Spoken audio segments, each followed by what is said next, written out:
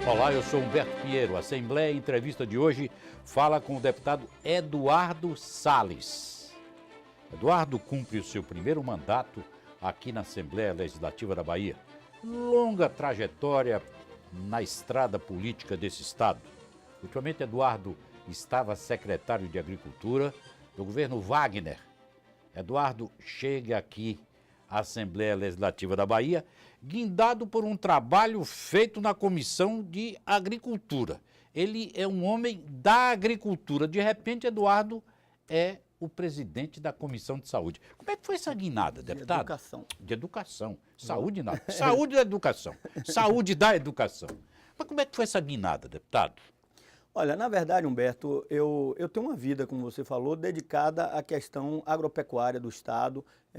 Sou engenheiro agrônomo, conheço, eu acho, muitos dos cantos da Bahia, desse imenso estado nosso, e tenho um trabalho, eu acho, de dedicação muito da minha vida a esse setor agropecuário.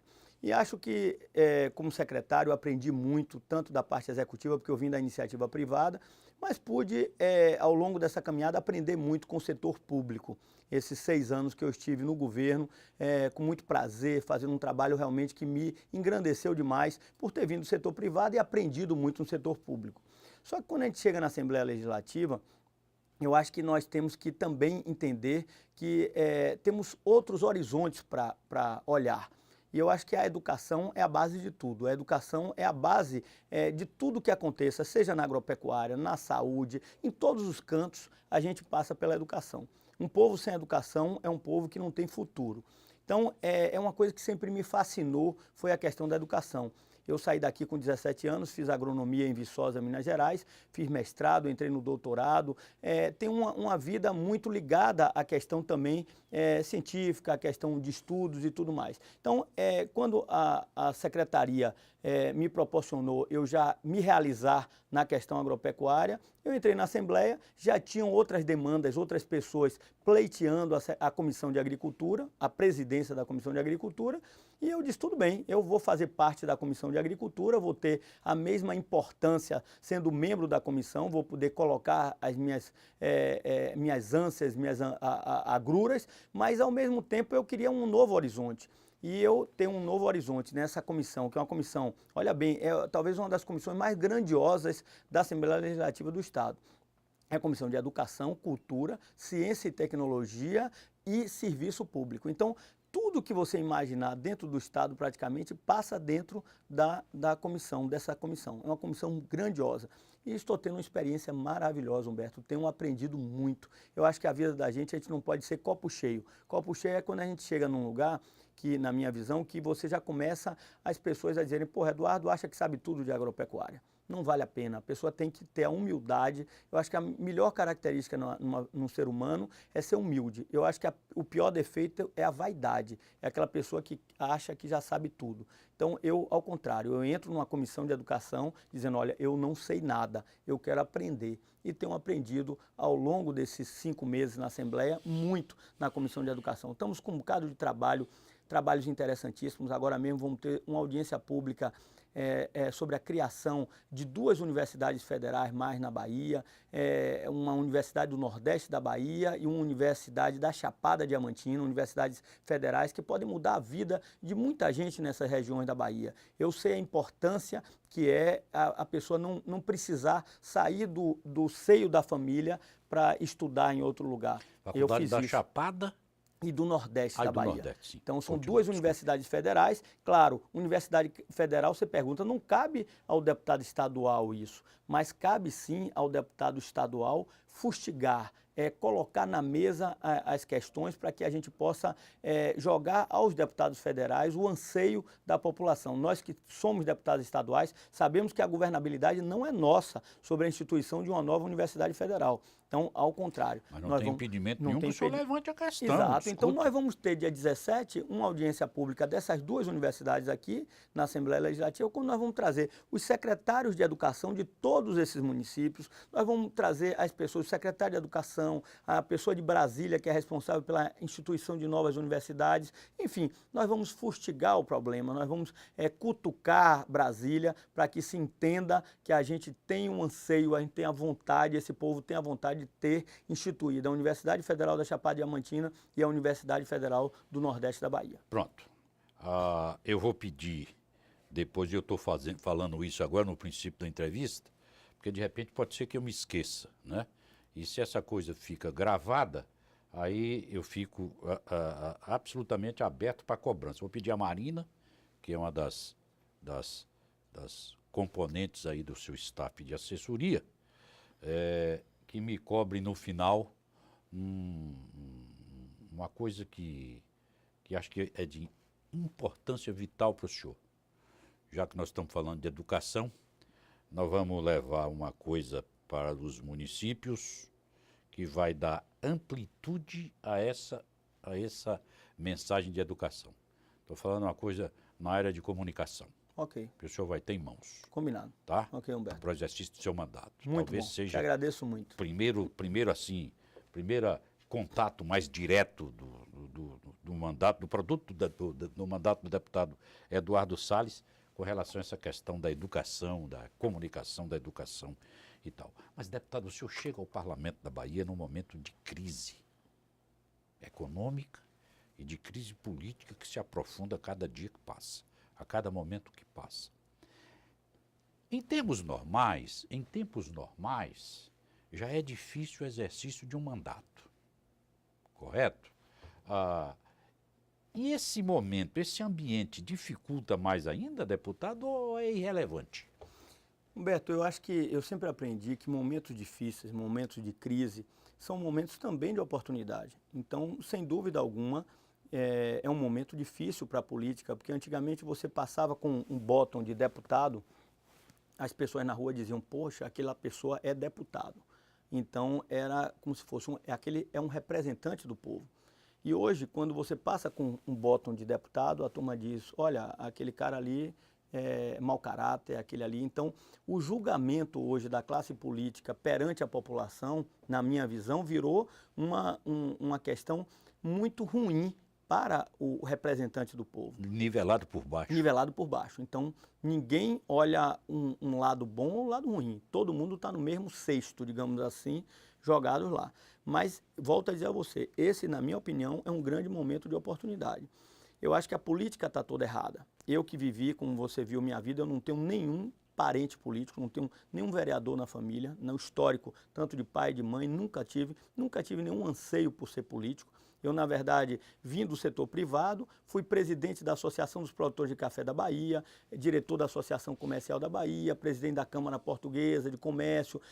Enfim, os cargos que eu fui ocupando de representatividade me jogaram para a política. E eu entrei na política e não me arrependo de forma alguma. Eu acho a política fundamental na vida das pessoas. E digo a você com tranquilidade, as pessoas disseram, Eduardo, você que é uma pessoa muito dinâmica, você na Assembleia Legislativa do Estado, você vai ficar depressivo, você vai ter, você não para, como é que você vai? E eu tenho, nesses 5 meses, amado o que eu tenho feito. Digo a você que tenho dormido poucas horas por noite, tenho passado poucos finais de semana com a minha família em casa, pela quantidade de coisas que eu vejo que um parlamentar pode fazer em benefício do cidadão, em benefício da população. Então, eu quero quebrar um paradigma que se dizia, e eu na minha eleição eu fiz isso, eu tive praticamente 80 mil votos, fui o 13º deputado dos 63, eu fui o 13º mais votado do estado da Bahia. E, volto a dizer a você, não tenho nenhum histórico familiar na política e não tinha recursos para fazer uma campanha. Eu já tinha rodado como secretário de Agricultura 302 municípios da Bahia, oficialmente como secretário de Agricultura. Trabalhei e, graças aos parceiros, aos amigos, ao partido, me ajudou e eu consegui consolidar quase 80 mil votos. E digo a você com tranquilidade, Humberto, o que está errado, que as pessoas olhem em tudo que se vê na televisão hoje, os petrolões, as coisas todas, todo mundo tem que entender que a origem disso tudo é que está errada. A origem da política, o modelo da política está errado. Esse modelo financeiro da política não pode continuar. Então, eu digo e disse isso a todos os meus colegas deputados federais, que eles estão lá em Brasília, tiveram a maior oportunidade do mundo agora de fazer uma verdadeira reforma política no nosso país, para que a gente pudesse ter uma condição, Humberto, de mudar esse modelo financeiro. que era a gente, na minha visão, ter uma eleição só de vereador a presidente da República.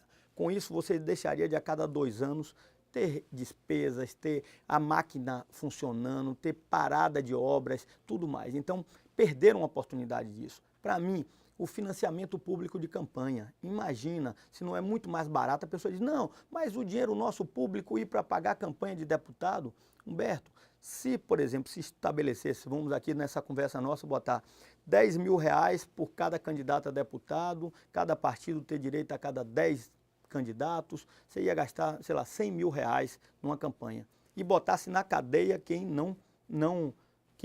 pulasse fora do balde. Quem ultrapassasse esse limite. Exatamente. Então, você ia ter que gastar 100 mil reais. Você não acha que as campanhas de deputado hoje gastam muito mais?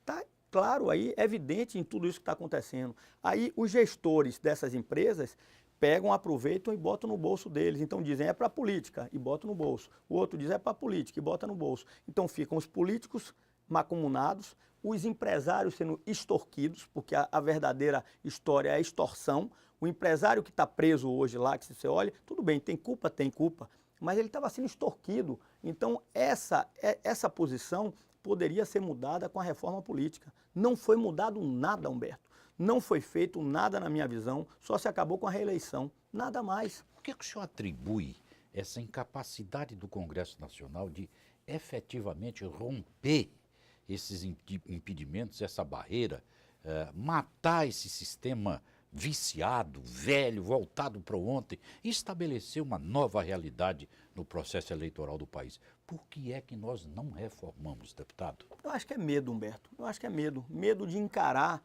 um modelo diferente. É o que eu estou dizendo a você. Eu não tenho problema nenhum de não ser reeleito deputado estadual. Isso não é minha vaidade, não é meu modelo de vida. Volto para a iniciativa privada, vou tocar minha vida. Eu não estou... A política não faz parte da minha vida como uma necessidade iminente disso, não. Eu estou para prestar um serviço à população. Quando a população não quiser mais Eduardo, não é um bom representante. Fora Eduardo. Tem que ser assim. E eu sou contra, inclusive, uma perpetuação da pessoa ficar a vida inteira. Sei lá, você estabelecer 3 mandatos de deputado estadual. Se o cara quiser, ele vai para federal, vai para senador, vai o que for. Enfim, eu acho que o modelo dessa política tem que ser feito e tem que ser diferenciado. E é o que eu disse a você. O que é que eu estou... No meu mandato, eu vou ser um prestador de serviço para a população.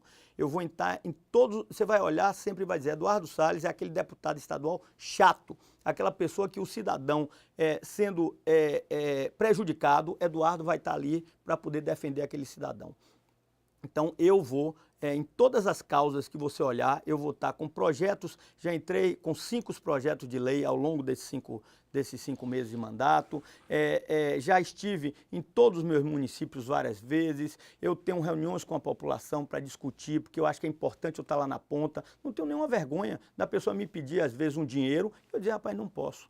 Esse não é o meu formato de política. Meu formato de política é prestação de serviço. Então, se você está precisando de alguma coisa que eu possa interceder junto a você para que a sua rua melhore, o seu bairro melhore, a sua cidade melhore, venha comigo. Se você quer alguma coisa financeira de mim, não venha. Eu não quero esse modelo para o meu mandato, tá entendendo, Humberto? Isso é que eu acho que a gente vai... É um momento, esse momento difícil, é um momento também de afirmação, de você poder mudar e quebrar paradigma. As pessoas saberem que, olha, existem deputados que fazem um modelo tal, existem outros deputados que fazem outro modelo. E é o que eu digo a você, se daqui a 4 anos o povo julgar que Eduardo Salles não deve ser reeleito, porque o modelo dele de prestação de serviço, de defesa do cidadão, não é o modelo correto, não tem problema nenhum. Volto para a iniciativa privada e vou tocar minha vida sem nenhum ressentimento. Então, já que nós estamos discutindo modelo, foi o senhor que levantou a questão do modelo, tem um modelo aí que os shopping centers, os donos de shopping center foram até o Supremo, uma instância superior, e ganharam o direito de cobrança do estacionamento nos shopping centers. O que foi o bastante para estabelecer uma discussão e um universo de desencontro que varreu todas as classes, tanto o cliente, tanto o usuário do shopping, quem entra para comprar, quanto o funcionário, essa coisa toda, e o senhor está no olho desse furacão. Então nós vamos para o varejo dessa questão. O que é que o senhor está questionando nesse primeiro instante? Olha, Humberto, como bem você falou, os donos de shopping center foram à instância maior da justiça, que é o Supremo Tribunal Federal. Eles ganharam o direito da cobrança de estacionamento nos shopping centers da Bahia. Perfeito. Não questiona-se. Só da Bahia ou essa foi uma posição Não, generalizada? esse caso foi da Bahia. Esse caso é específico da Bahia. Específico da Bahia. Perfeito. Já haviam em outros estados outras Perfeito. decisões também.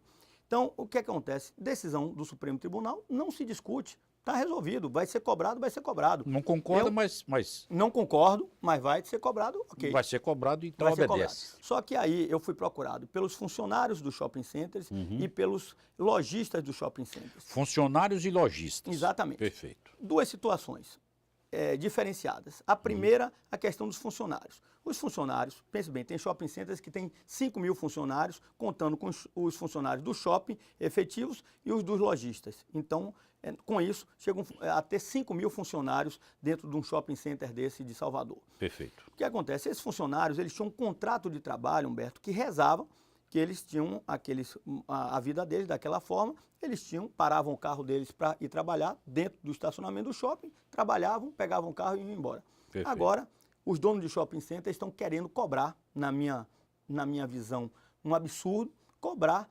150, 160, 200 reais Por mês de cada funcionário desse. Inicialmente queriam cobrar por hora, imagine. Queriam cobrar desse funcionário por hora. Depois de muitas conversas, foram oferecer uma questão mensal para eles. Olha bem, tem funcionários que ganham salário mínimo. Humberto, não é justo que um funcionário desse ganha 780 reais, 800 reais, e ele tenha que pagar 150 reais para um carro ou 70 reais para uma moto. Certo. Você está mudando o contrato de trabalho. Perfeito. Então não é perfeito. justo. Então o que é que eu fiz? Fui ao Ministério Público e apresentei uma denúncia ao Ministério Público, mostrando. Perfeito. Inclusive tem estados que isso já é caso relevante. O Ministério Matéria Público entrou, vencida. matéria Pá, vencida. perdeu. E eu tenho certeza que nós vamos vencer. Tanto que nós tivemos audiência, meu grupo de advogados, fomos para a audiência agora, essa semana, com os donos de shopping center e não teve acordo. Eles quiseram baixar de 150 para 120. O funcionário não pode pagar nada, Humberto. Não pode pagar nada. Nada, nada, nada. É Porque isento. eles já perdem de duas vezes. Primeiro, com a crise econômica que está, já se diminuíram as vendas. Depois, quando você começa a cobrar estacionamento, retrai as vendas. Eles vivem de comissão. Então, eles estão perdendo a comissão no salário deles e estão tendo que pagar. São bitributados. Então, isso é um absurdo tremendo. Que é uma Eu não vou estupidez, aceitar, como deputado, como representante do cidadão, aquilo que nós conversamos antes, eu não aceito isso. Aí o senhor foi ao Ministério, teve audiência, não teve acordo. Não teve acordo e não vai ter acordo. Comigo não vai ter acordo. Perfeito. O Ministério Público vai definir, mas o dono de shopping center foram lá, regatearam, não tem, para mim, não pode ser cobrado dos funcionários. Perfeito. Segundo ponto, essa é a questão. Essa é uma questão. A outra questão é o fracionamento. Ora, Humberto, os shoppings estão cobrando R$ 6,00 por 2 horas no shopping center. Olha bem, eles cobrarem, volto a dizer, já foi definido, mas eles cobrarem abusivamente, não pode ser cobrado. E olha bem, eles cobram R$ 6,00 por 2 primeiras horas e R$ 1,00 por hora seguinte. Perfeito. Eu não quero ficar 2 horas no shopping. Eu quero ir somente almoçar no shopping center. Quero ficar 1 hora. Quero ficar 1 hora, quero ficar 45 minutos. Aí você paga 2. Você paga 2. Então, eu quero ir almoçar e quero pagar R$ 3,00 em vez de... Não estou nem entrando no mérito do dinheiro. Do custo. Eu quero pagar R$ 1,00, eu quero ir almoçar, eu quero passar 15 minutos. Então, o que é que eu pedi? O fracionamento de 15 em 15 minutos.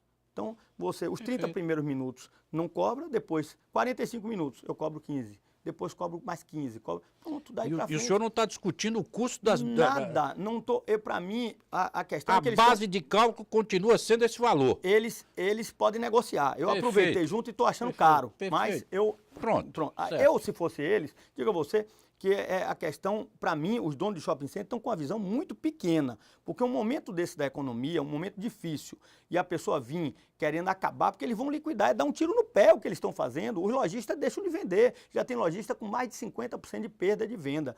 E o que acontece? Se eles me dissessem, deputado Eduardo, qual é a sua sugestão? Eu ia dizer a você, Humberto, vamos fazer o seguinte, se você for dono de shopping center, eu for lá e almoçar, tiver uma nota fiscal de R$30, de R$40, eu chego lá no guichê e apresento aquela nota do dia com aquele valor e você me isenta, ou você me dá um desconto de 50% no valor da tarifa.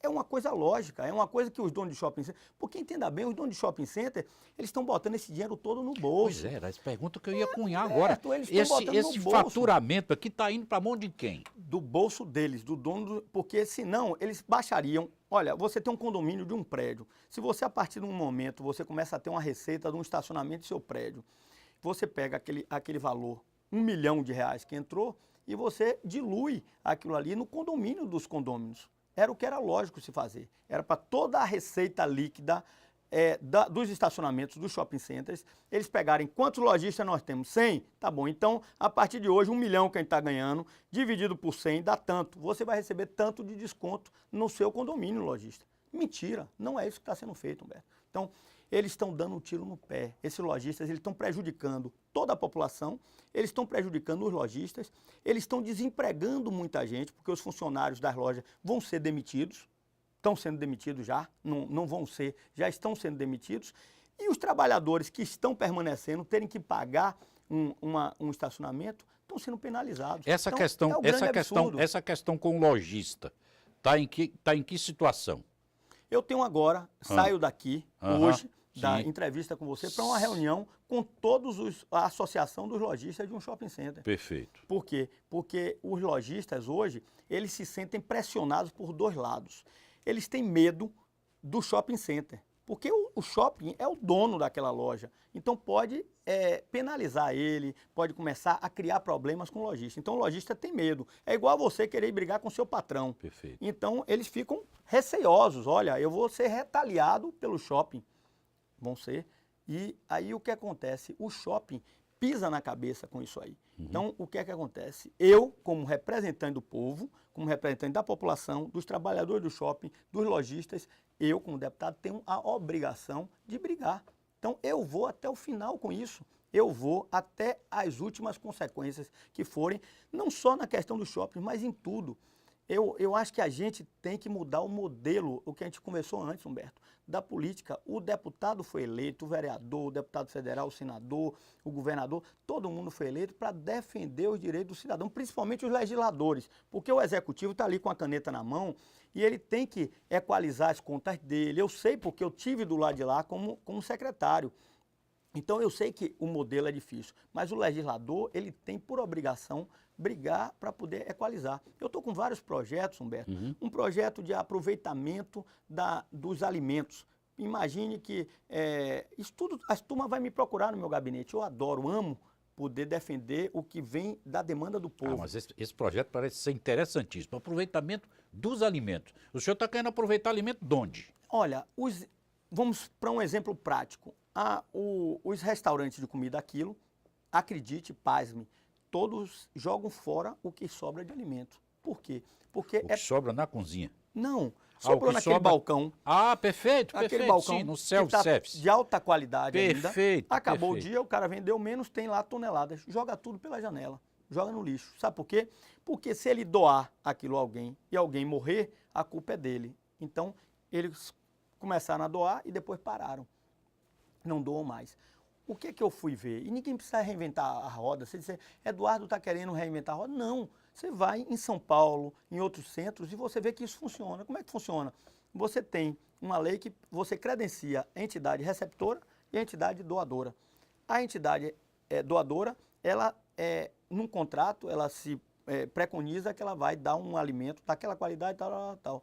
O outro se responsabiliza por checar aquela qualidade daquele alimento e de aceitar aquele alimento naquelas condições que foram feitas. Perfeito. Então você tem, por exemplo, um hospital de Irmã Dulce, está credenciado para ser receptora. E o Comida Aquilo de Seu Zé está credenciado. Então, o que acontece? Vai haver uma conciliação disso, Humberto, e a gente vai ter milhares de toneladas de alimento de alta qualidade. Mas que projeto de vão estar recebendo. Então, crianças hoje que passam fome vão poder ter uma loja de um sopão que faça um sopão, uma ONG que faça um sopão. Tudo isso a gente vai estar trabalhando junto. Então, estou com outro projeto que é o uso racional da água. Sim, mas esse projeto, vamos ficar um pouco nesse projeto aí. Depois a gente vai para o uso racional da água. Esse projeto de aproveitamento está interessantíssimo. Esse projeto de aproveitamento dos alimentos, ele está em que estágio? O senhor deu entrada aqui na proposição? Já dei entrada no projeto, está na comissão, a Comissão de Constituição e Justiça é a Pra grande fazer o mãe, enquadramento. ela faz o enquadramento e aí Perfeito. toca para frente. Então essa está na Comissão de Constituição e Justiça, esse projeto está lá e não tenho dúvida que ele vai passar, porque, volto a dizer a Tenha você, dúvida, eu não estou tenha dúvida. reinventando a roda não, esse projeto eu peguei de outros estados, eu não estou aqui para mentir para ninguém não, eu peguei o projeto de outros estados que já funcionam, fui lá ver, olhei como funcionam, vistoriei, vi, pô, funciona E bem na essa prática. coisa dessas duas entidades, a entidade doadora com a entidade receptora, na medida em que a entidade doadora doa a receptora e ela passa o chamegão dela, retira toda a responsabilidade do doador. Acabou. Ah, mas é fantástico. Fantástico. O senhor Então, já tem um levantamento de quantas toneladas de alimentos vão para o ralo por dia aqui em Salvador? são milhares de toneladas. Eu fui procurado pelos representantes dos restaurantes de comida aquilo, que ficavam indignados, Humberto, com essa possibilidade. Eduardo, olha bem, eu doava e parei de doar porque eu descobri que eu posso ir para a cadeia, porque todo ano, se alguém tiver uma dor de barriga lá na frente e morrer por causa da dor de barriga, a culpa foi minha. Então, por isso, inviabilizam uma coisa dessa. Então, são coisas, é o que eu digo a você, que o legislador pega, Humberto, e ó, é uma coisa simples de... Pronto. O legislador pega e o senhor pegou aqui a questão da água, por exemplo. Água, tudo isso que está acontecendo, cantareira, tudo isso. Nós vimos que 70% eu fiz mestrado, 2 anos e meio em irrigação e drenagem, doutorado, entrei em resultado. Eu sei a questão da água, eu sei que é a irrigação que produz o alimento, que é tão importante para o nosso dia a dia, que é quem eleva a produtividade, então não pode ser um vilão. O irrigante não pode ser um vilão de que ele joga água fora, não. Ele joga água para produzir alimento para a gente, senão ninguém come. Porque é muito bonito, tem colega meu, deputado, que quer dizer que quer acabar com os defensivos. Os defensivos. Aí quer acabar com o defensivo, pô, bonito para você jogar para a população isso, muito bonito, você chega e joga isso a ela. É uma coisa. Agora, e cadê a responsabilidade disso, Humberto? O que isso vai gerar na questão da produção de alimentos? Então, o que isso vai impactar no preço, na prateleira do alimento? Porque a produção vai baixar. Exatamente. Quem quer comer orgânico, se tivesse dinheiro, eu garanto a você, eu sou engenheiro agrônomo, sei o que os defensivos prejudicam e eu, se pudesse, meus filhos só comiam orgânico. Só que não comem orgânico por quê? Porque o orgânico produz 20% do que produziria por hectare um tomate ou o que seja. Então, é muito mais caro. Claro, tem que ser. Óbvio. Então, isso na filosofia ou para jogar para a torcida é bonito demais. Mas na prática não funciona. Então, o que é que eu fiz com a água? Eu vi que 70% da água, do consumo de água, é para irrigação. E eu, que trabalhei a minha vida inteira nisso, estabeleci regras de sustentabilidade no consumo de água. Então, eu quando fui secretário de Agricultura, eu vi que nós tínhamos 7 projetos de irrigação no estado da Bahia, projetos estaduais, e nenhum dos 7, cada projeto desse tinha milhares de produtores, centenas de milhares de produtores. Resultado, esses projetos não tinham uma estação meteorológica para poder saber o quanto irrigar. Porque como é que funciona para o telespectador entender?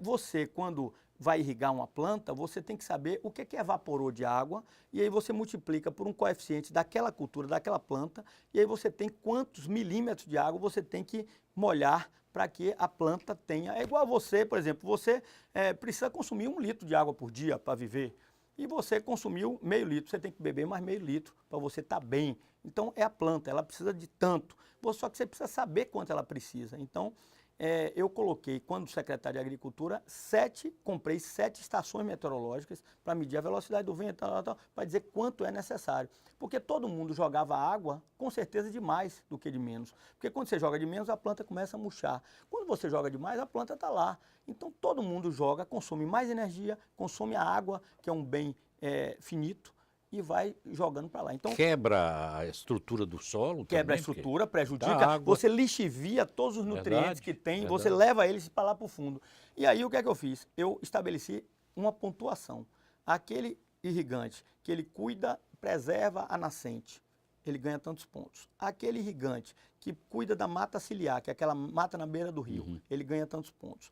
Aquele irrigante que compra uma estação meteorológica para poder ganha tantos pontos. Aquele irrigante que troca o sistema de irrigação de um sistema que gasta mais água para um que gasta menos água. Então, a irrigação por aspersão ou por pivô central tem 60% de eficiência. Aquela por gotejamento, que a gente chama de irrigação localizada, tem 90% de eficiência. Então, se o cara investe e troca o sistema dele, claro que tem culturas que só aceitam um tipo de sistema, mas aquele que pode trocar e que trocou, ele ganha tantos pontos. Com aquela pontuação, ele tem os benefícios de não pagar água e aí outros benefícios que eu estabeleço tocar para frente, porque eu, como deputado, não posso onerar o Estado nas minhas leis. Então, eu boto alguns outros benefícios fiscais que o Estado pode depois determinar regulamentando. E aí, resultado, a gente vai fazer com que a pessoa consuma a água, vai continuar consumindo para irrigação de uma maneira sustentável. A gente tem na Bahia, Humberto, lugares que eu conheço todos, que você tem irrigação ainda por inundação, que é aquela irrigação que você joga água no chão todo, fica isso aqui de água e aí a água vai baixando e pronto. Aquela irrigação, você tem um desperdício imenso de água.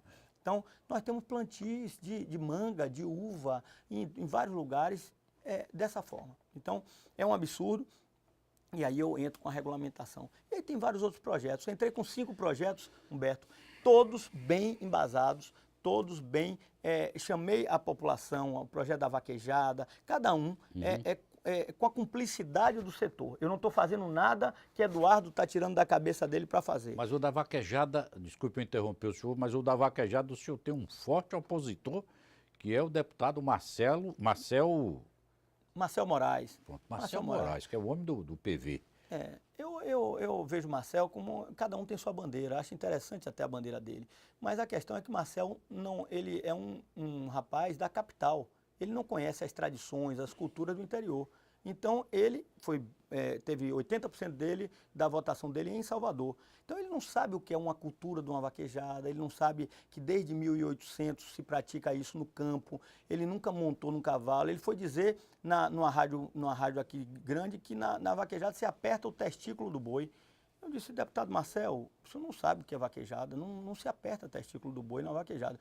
Enfim, o que é que eu entrei? Com um projeto regulamentando a vaquejada. Ninguém quer maus tratos ao animal, eu não quero, e eu respeito a posição dele. É que eu estou regulamentando, eu vou fazer com que você tenha mais areia no lugar, para que quando o animal caia, ele tenha um amortecimento. Perfeito. Ele tenha, em vez de ter a espora que fura e que sangra o animal, ele não tenha. A pessoa perde pontuação se tiver qualquer dano ao animal. Enfim, eu estou querendo conciliar. Eu não quero maus tratos ao animal, mas ao mesmo tempo eu não quero perder matar uma cultura e um mas esporte, também um lazer tem que preservar o animal. Exatamente. Perfeito. Então, é simplesmente isso que eu estou fazendo. Vou bons tratos para o animal, tudo que é possível fazer. Agora, eu estou trazendo a legislação para a gente. Hoje, os promotores lá estão querendo legislar, estão querendo eles fazerem a lei, os promotores no interior. Não é assim. Nós fomos eleitos, quem foi eleito para fazer as leis foram os deputados. Então, quem vai defender a vaquejada sou eu como deputado. Então, eu entrei e Marcel ia entrar com um projeto de lei proibindo a vaquejada, o rodeio e a tourada. Aí eu disse, deputado Marcel, tourada não tem no Brasil. Tourada não existe. Ele está na Espanha, está em Portugal, agora até num outro formato, mas não tem. Então, o que eu digo é que só que as pessoas, na hora de falar, têm que ter um conhecimento básico. Eu não vou falar sobre surf. Ele que defende Salvador, ele tem que falar sobre surf. Eu nunca ia discutir com ele um projeto de surf, porque eu não entendo de surf para poder defender surf. Agora, ele também não pode falar de um projeto de vaquejada se ele não conhece o interior da Bahia. Eu conheço os 417 municípios da Bahia, eu vivo no interior da Bahia, eu conheço a cultura. Eu estava na cavalgada dos vaqueiros lá em Curaçá, em todos os cantos eu estou presente, rodando e tocando. Então, eu acho que cada um na sua. Volto a dizer, acho que ele está na dele, importante ele ter a defesa dos animais, acho que é importante a defesa dos animais. Eu sou totalmente a favor, tanto que eu estou regulamentando um projeto de lei, para poder minimizar os efeitos. O senhor entende que na medida em que mata-se a vaquejada, extermina-se com a vaquejada, acabe com a vaquejada, não está fundamentalmente preservando o animal. Ou seja, o senhor quer manter a vaquejada preservando o animal. É uma ação de mão dupla. Exatamente. E preservando milhares de empregos, porque ninguém imagina. Claro. Nós em Serrinha, o ano passado, nós tivemos o maior público do que o rodeio de Barretos. Então imagine, a população de toda a região estava lá presente. A turma anunciou, nós estamos hoje com o maior público do Brasil, mais do que o rodeio de Barretos no ano passado. Então, é uma coisa que, desde do ambulante, o tratador de cavalo, o veterinário, todo mundo ganha, é o jogo do ganha-ganha. Comerciante de A arreio, população de tudo. E a turma está lá, todo mundo se o artista, o pessoal divertindo, do show. tocando. E, claro, se é para minimizar, e lá nós tivemos 1.500 animais no ano passado e nenhum animal quebrou uma pata sequer. Então, quando um animal quebra uma pata, é uma exceção, é igual a um acidente de carro. Quando acontece um acidente de carro, alguém está prevendo que a pessoa vai morrer com um acidente de carro, ou que vai quebrar alguma coisa? Não está. Então é a mesma coisa, aquele esporte que está ali, é como uma pessoa que esquia. O Schumacher lá não teve um problema no esqui, não está com problema até hoje, não é uma exceção ou é regra. Então é a mesma coisa, o animal está ali, nós temos que preservar os bons tratos, fazer tudo o que for possível para preservar, mas sabendo que aquilo ali é histórico, aquilo ali é esporte e que tem milhares de pessoas que vivem. Então vou defender a vaquejada até onde for possível e o nosso projeto de lei já foi aprovado por unanimidade na Comissão de Constituição e Justiça e vai ser votado em plenário agora. E nós vamos, se Deus quiser, ter quase a unanimidade. Pode ter só um voto contra, que é o voto do Marcel Moraes, pela bandeira. Porque eu acho que hoje ele já está convencido, Humberto. Hoje eu converso com ele e eu tenho certeza que ele está convencido de que nós estamos fazendo bem para os animais e não mal para os animais. O senhor é um deputado conciliador. Exatamente. É um mestre da costura. O senhor, pouco tempo no parlamento, já dá para fazer essa leitura do seu perfil. O senhor é um homem de acomodar, evidentemente, num processo de discussão, claro. Procure o deputado Marcel, quem sabe o senhor traz ele para o voto do seu projeto, o que é uma vitória redobrada. Exatamente, estou tentando exatamente isso, convencê-lo. Inclusive colocamos no projeto de lei um percentual da premiação para que seja beneficiado as entidades protetoras dos animais. Pronto. Fui tentar convencer ele nisso aí, entendeu, Humberto? Estou tentando trazer o homem para cá, vou levar ele para conhecer a vaquejada de Serrinha. Ótimo. Tem o deputado Gica, que também é daqui, o deputado Zó, muitas pessoas que são ligadas à cultura do interior e a gente está tentando abraçar para poder trazer e ter esse voto junto com a gente. Pronto, tem que somar. Exatamente. Na verdade, aliás, é o que o senhor tem feito aqui no parlamento. Agora, deixa eu cunhar uma pergunta para o senhor aqui, que de repente ela nasceu a partir dessa entrevista aqui, a necessidade foi aumentando.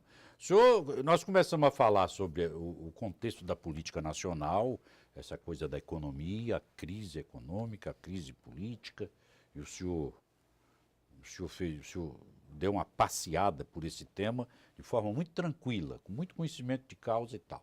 Emitiu opinião, marcou sua posição e tal. Daqui a pouco a gente fez uma viagem rápida e fomos parar nos estacionamentos dos shoppings. E aí o senhor, mais uma vez, definiu sua posição, demarcou e tal. Saímos da economia para o estacionamento do shopping. E com a mesma, diria, leveza, o senhor vem para a questão da água e vem para a questão da vaquejada. Como é que o senhor consegue ser múltiplo em diversos assuntos no desempenho do mandato, deputado? Eu acho, Humberto, que é aquilo que a gente falou, é a defesa incondicional do cidadão. Eu acho que as empresas hoje, muitas pessoas correm muito para a torcida. Eu acho que o político, ele tem muitas vezes a questão de você vir e falar para a torcida, para todo mundo ouvir e colocar. Eu acho que quando você é pragmático, para você saber que você tem que fazer o certo na defesa daquele cidadão, você tem que primeiro estudar o assunto. Não adianta você querer se meter em alguma coisa que você não conhece. Então, eu sempre tive isso na minha vida. Eu vou, estudo, entendo o que é que eu estou fazendo e aí eu vou buscar. Antes de responder um sim, eu vou estudar para poder colocar os questionamentos. Eu não vou de cara tocar e dizer, não, eu topo fazer isso aí. Me dê um tempo que eu vou perguntar um pouco, vou estudar um pouco e aí eu vou te dar uma resposta se eu topo entrar nessa dinâmica. Por quê? Como as pessoas sabem que eu sou proativo, no meu gabinete não para. É o que eu disse, eu hoje... muitas vezes eu tenho dormido 3, 4 horas por noite. Você pode dizer, é exagero, mas não. Eu tenho dedicado pouco à família. Agora teve o recesso parlamentar, praticamente um mês. Eu tirei uma semana com meus filhos para poder desligar um pouco, porque realmente eu estava num pique muito grande. Então, agora essa semana, eu vou para Bom Jesus da Lapa, para procissão, eu vou receber em Morro do Chapéu, que eu comecei aquele projeto de uvas viníferas, vou receber uma comenda em Morro do Chapéu, junto com o governador Jacques Wagner, também vai receber essa comenda das uvas viníferas que a gente começou na Chapada Diamantina e que vai gerar milhares e milhares de empregos, uma grande opção como o morango, que eu também coloquei na Chapada Diamantina como secretário e está gerando milhares de empregos. Enfim, vou estar em Rio Real, enfim, minha vida é muito, eu gosto de estar, e tem pessoas às vezes que têm medo de estar em contato com a população, e eu gosto, eu digo a você que eu amo estar do lado da população ouvindo, e isso não é demagogia, eu não estou falando com a sinceridade, com o coração aberto para você, eu adoro estar lá e tocando e aprendendo. A coisa que mais me anima no mandato parlamentar é o que aconteceu ontem, está no meu celular ali. Eu estava como representante da Comissão de Educação no TOPA, aquele programa do governo que alfabetiza adultos, e o governador Rui Costa foi fazer um lançamento novo, e nós todos estávamos lá com os prefeitos e tudo no auditório, aparecendo uns depoimentos de pessoas que foram alfabetizadas. Essas pessoas foram chamadas para a mesa principal, e eu, como presidente da Comissão de Educação, também fui. Sentei ao lado de uma dessas pessoas.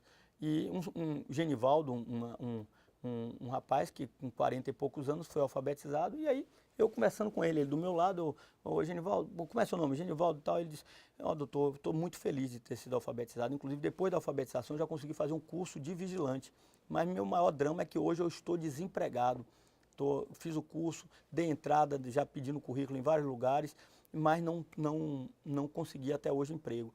E aí eu peguei e disse, que coisa. Aí tem um amigo nosso que tem uma empresa e eu na mesma hora liguei para esse amigo e disse, tem uma pessoa aqui que se inscreveu em sua empresa, fez o TOPA, está aqui, você podia dar uma chance para ele. Ele me deu o telefone do rapaz.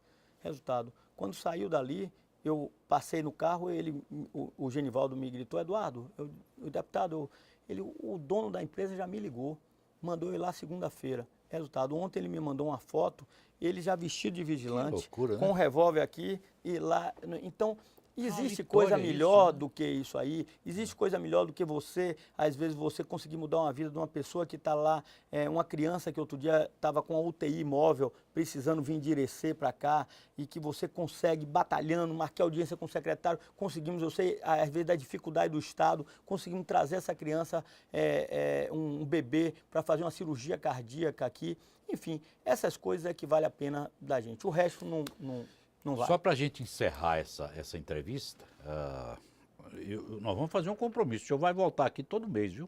E depois desse problema aqui falar com o nosso... Como é o nome dele? Rodrigo. Pronto. Rodrigo é outro membro do nosso gabinete. Membro do seu gabinete e da sua assessoria. Nós temos um time que funciona bem alinhado, todo mundo com o mesmo desejo, com o mesmo sonho. Mas não é o time com o perfil do Dunga, não, né? Porque de repente... não. Mas deixa eu falar uma coisa com o senhor, deputado. Vamos encerrar essa entrevista tomando um vinho produzido na Chapada. Fechado? Vamos sim. Como é que tá? Como é que tá esse projeto? Olha, o projeto é maravilhoso. Na verdade, quem determinou isso não fomos nós, foi a Embrapa Uva e Vinho. Nós levamos os técnicos lá na altura que eu era secretário, primeiro até como chefe de gabinete da Secretaria de Agricultura, e nós vimos que a Chapada Diamantina tinha todas as características que eles chamam edafoclimáticas, que é de solo e clima, ideais para a produção de uvas, não de uvas como no Vale de São Francisco, uvas de mesa, mas de uvas viníferas. Então poderia se produzir ali vinhos de alta qualidade. E nós resolvemos, eu paguei para ver, e nós plantamos 12 variedades de uva, Cabernet Sauvignon, Shiraz, Sauvignon Blanc, Chardonnay, várias variedades. Merlot? Merlot. E colocamos essas 12 variedades lá e começamos a avaliar um experimento. Plantamos pera, maçã, ameixa, e tudo está... Aonde é especificamente esse campo de Fizemos três unidades diferentes dentro da Chapada para poder entender cada região da Chapada. Uma em Morro do Chapéu, que foi a primeira, pioneira, uma em Mucugê e uma outra que eu saí da secretaria antes de terminar, que era em Rio de Contas. Para você ter diferentes pontos dentro da Chapada para poder avaliar. Bem, a de Morro do Chapéu já está na 4ª colheita e com vinhos de alta qualidade. Quem está vindo no sábado agora vão receber a comenda, o governador Jacques Wagner, outras pessoas, e Christian Jojo, que é o presidente de todas as cooperativas da região de Champagne, na França. Ele, junto com os técnicos da Embrapa, provaram por qualidade, por degustação, que nós temos ali uma condição de produzir vinhos de altíssima qualidade. Tanto que eu se Deus quiser, eu vou ter uma áreazinha minha um dia, uma área de 1 hectare, eu vou ser agricultor familiar. Perfeito. Porque eu acho que é importante a gente pegar e botar o dedo em tudo que a gente acredita. E eu quero poder ter uma área de uvas com vinhos de alta qualidade produzidos lá. Então nós vamos agora colher uma safra, vamos discutir degustar aquela safra no sábado e vamos receber a comenda, que é uma comenda importantíssima da região. Perfeito. Nossa, a Fernanda já está ali dando pressa. Fernanda, é porque eu tenho aqui um momento, viu, Humberto, muito diferenciado de poder estar aqui com você. Como a TV Assembleia, eu tenho tido muito pouco tempo aqui na TV Assembleia, eu ter essa oportunidade aqui agora com você é uma oportunidade diferenciada. Tá vendo, então, Fernanda tem que entender que eu tenho que ter um tempo um pouco maior. Não tenho entendeu, dúvida. Humberto? E eu fecho com sua posição. Tá vendo? Tô nessa bancada aí. Um papo bom, Claro, sobretudo, Fernanda tem que entender. Não, claro, Fernanda, já entendeu. Mas eu falei aqui com Eduardo Salles, esse soldado da agricultura, não é? Homem que saiu da Bahia com 17 anos para estudar e aos 21 já era casado. Não é assim, deputado? Verdade. Casou cedo. Verdade. Como tudo, você é proativo até nisso. É verdade. Não é? Eu falei aqui com o técnico renomado, um profissional de cepa, uma figura de renome nacional na área de agricultura, que chega aqui na Assembleia no primeiro mandato e, surpreendentemente, é presidente da Comissão de Educação. E ali ele está dando um show, ao ponto de trabalhar o tema educação com os proprietários de shopping, com lojistas e funcionários de shopping, numa demanda que sabe ele e a Bahia toda até onde vai dar. Mas eu falei aqui, sobretudo, com um parlamentar que é o novo no contexto da política baiana. Eduardo Salles é o rosto novo. Não é o rosto, a imagem, é o rosto na postura, na forma de ser, de encarar e de ver a política, com um ingrediente que é fundamental. Sabe qual é? Simples, porém de uma dificuldade de exercício extraordinária. Eduardo faz política com ética, que é o que está faltando para a gente nessa quadra, não? Deputado, foi um prazer enorme dividir essa bancada com o senhor. Muito obrigado, Humberto, novamente por essa oportunidade. Adoro estar aqui com vocês e essa TV Assembleia tem feito uma diferença muito grande para poder a gente falar um pouco sobre o que a gente trabalha aqui, porque hoje a visão do político é muito deturpada ou se coloca todo mundo no mesmo cesto. Eu acho que a TV Assembleia permite a gente chegue à população mostrando que existem, temos que separar o joio do trigo. A gente não, como dizia a minha avó, nós não podemos botar tudo num cesto só. Mas volto a dizer a você, um momento de crise como esse é um momento de oportunidades também. E nós estamos indo para a Parabólica, estamos indo para a Sky e estamos logo cobrindo todo o estado com a anteninha lá, pé de espinha de peixe, essa anteninha em cima do telhado lá. Muito Daqui a bom. pouquinho nós vamos estar ao vivo nessas entrevistas para o estado todo. Muito bom. Tá certo? Muito bom. Muito obrigado por sua atenção, nós ficamos por aqui. Canal Assembleia, TV da Casa do Povo. Canal Assembleia não, TV Assembleia, a TV da Casa do Povo.